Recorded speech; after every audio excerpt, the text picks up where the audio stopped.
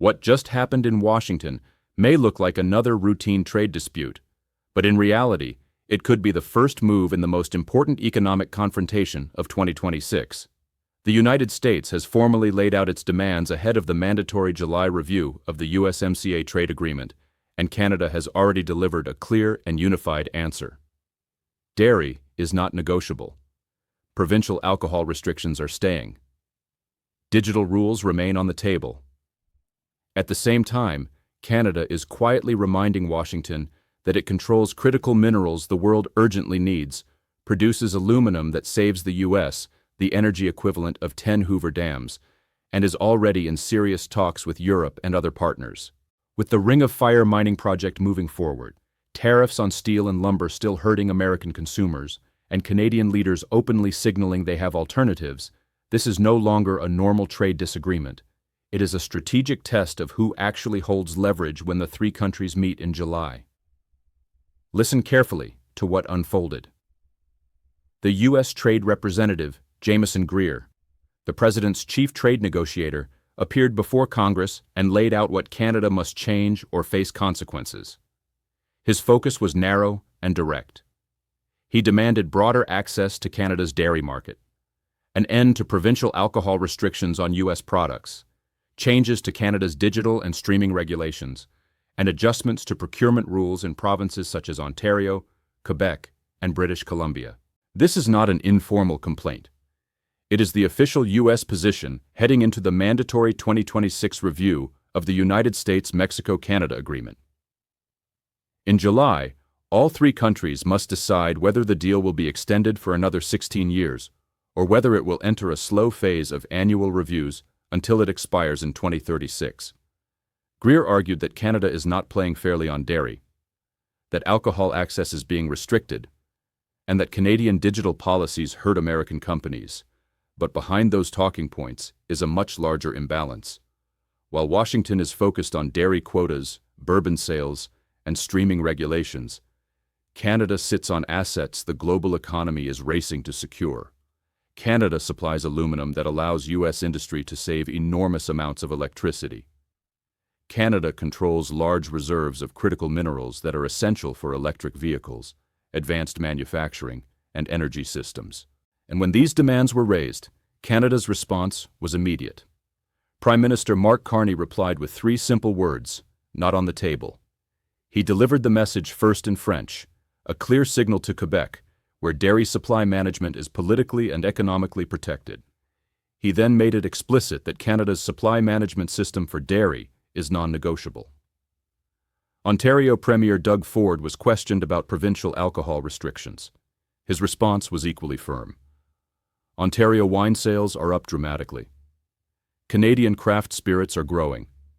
Domestic producers are experiencing record performance. The restrictions that were supposed to create pressure have instead strengthened local industry. Ford explained that when the Prime Minister and the U.S. President reach a fair deal, Ontario would be happy to revisit U.S. products. Until then, the province is not changing course. This is not how a country behaves when it feels cornered. What followed revealed even more about Canada's strategy. When asked what Canada actually wants from the upcoming negotiations, Carney shifted the conversation entirely. He spoke about deeper integration in the auto sector, cooperation in aerospace, and long-term industrial partnerships. He highlighted aluminum exports and explained that producing that aluminum in Canada, powered largely by hydroelectricity, saves the United States the equivalent of 10 Hoover dams worth of energy. In other words, this is not only about trade. It is about where energy is used, how supply chains are designed, and how North America competes in a world shaped by artificial intelligence, electrification, and advanced manufacturing. Then Carney introduced the next layer. He pointed to Ontario's Ring of Fire project, one of the most important critical minerals developments in the country. He described it as an opportunity for Indigenous communities, for Ontario, and for Canada. And then he added a carefully chosen phrase. It could be an opportunity for the United States, not a guaranteed one, a potential one. And if the United States chooses not to participate, Canada has other partners who are ready. That was not a threat. It was a statement of reality. Behind the scenes, global competition for critical minerals is accelerating. China still dominates large parts of rare earth processing. The United States wants supply chains that do not depend on China. Canada already has the resources, political stability, and growing processing capacity. At the same time, the European Union is actively seeking long-term mineral partnerships and investment agreements. When Carney says Canada has other options, he is not signaling. He is describing the market. Meanwhile, Greer told Congress that the USMCA has worked only to a certain degree, a careful way of saying Washington is dissatisfied. He stated plainly that the agreement is not an unqualified success and needs improvement. The U.S. complaints focus on four main areas. First, dairy access.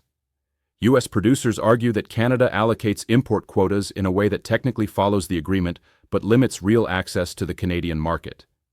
Second, Canada's handling of surplus dairy products, which American producers say undercuts them internationally. Third, Canada's digital services tax, which has been paused but could return. Fourth, provincial alcohol restrictions, which industry groups say have sharply reduced U.S. exports to Canada. But while those points dominate the public discussion, several much larger issues were missing from Greer's testimony. He did not raise steel tariffs. He did not raise aluminum tariffs. He did not raise automotive tariffs. He did not raise softwood lumber. These are four of Canada's most important export sectors, and all are currently affected by U.S. trade measures outside the core framework of the agreement. That omission is revealing. Those tariffs raise costs for American manufacturers, infrastructure projects, and homebuyers. They make construction more expensive. They increase pressure in housing markets. They raise production costs for U.S. industry. In practical terms, the United States is negotiating while absorbing economic costs created by its own trade barriers. Canada's economic pressure points, by comparison, are limited. Canada is not dependent on selling dairy into the U.S. market. Its domestic wine and spirits industries are growing strongly. The areas where the United States is pushing hardest are not the areas where Canada faces serious economic vulnerability. There is another important layer to this story. Earlier this year, Canada and the United States were close to a narrower sector-based agreement. That package would have reduced tariffs on steel and aluminum and may have included progress on lumber.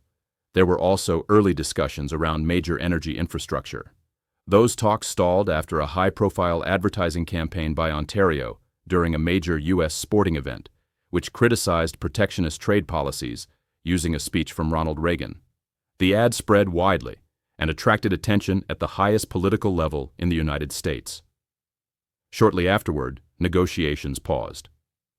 When asked about this, Carney refused to assign blame. He said simply that the two sides had been close to an agreement and that, from Canada's perspective, the terms of that agreement remain available. If the United States wished to return to the table quickly, Canada was ready. He also emphasized that Canada is prepared to reach an immediate agreement on forest products, an area that could directly help American consumers by easing housing cost pressures. At a joint press conference announcing progress on the Ring of Fire project, Carney and Ford stood side by side while reporters repeatedly pressed them on U.S. demands. What became clear was that their approach was coordinated. When Ford spoke about alcohol restrictions, he cited rising domestic sales and growing investment by Canadian producers. When Carney was asked what Canada wants, he focused on industrial integration, energy efficiency, advanced manufacturing, and strategic supply chains. Different political backgrounds, different personal styles, but a shared negotiating posture. This is a sharp contrast with previous trade battles, where Canadian federal and provincial leaders often sent mixed signals. The structure of the upcoming review gives both sides limited room to delay reality. If the three countries fail to extend the agreement in July 2026, the deal does not immediately collapse. Instead, it enters a system of annual reviews until 2036. That means a decade of uncertainty for companies planning factories, supply chains, and long-term investments. No country benefits from that outcome. But the leverage in that uncertainty does not fall evenly. Canadian officials now openly acknowledge that the relationship with the United States is changing. For decades, Canada's economic strategy centered on ever deeper integration with the American market. That assumption is being reconsidered. Canada is expanding trade ties with Europe.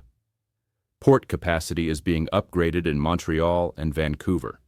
Northern port projects are being discussed. Natural gas export infrastructure on the Pacific coast is advancing. Long-term diversification is no longer theoretical. Other export-driven countries with far greater geographic challenges have built global trade networks successfully. Canada has the advantage of a land border with the world's largest economy, but it also has the ability to operate beyond it when necessary. What makes this moment particularly striking is the contrast in negotiating frames. The United States is focused on market access disputes and regulatory irritants. Canada is framing the discussion around the future of manufacturing, energy systems, strategic minerals, and industrial competitiveness. Those are not equivalent conversations. Whether this approach succeeds remains uncertain. Trade negotiations are unpredictable, especially in a highly politicized environment. But what is already clear is that Canada is no longer positioning itself as a reactive partner, trying to preserve the status quo. It is presenting itself as a country with assets others urgently want, and with partners prepared to engage. The real test comes in July. Will Washington bring meaningful offers to the table, including movement on steel, aluminum, and lumber? Or will it continue to seek concessions without addressing the tariffs that directly affect Canadian industry and American consumers alike? If no one adjusts course, the risk is not a dramatic breakdown. It is something quieter and potentially more damaging. Years of rolling uncertainty, delayed investment, and weakened North American competitiveness. The question now is simple. When the three countries sit down for the review, does someone finally adjust their position? Or does this become the beginning of a long, unsettled decade for North American trade?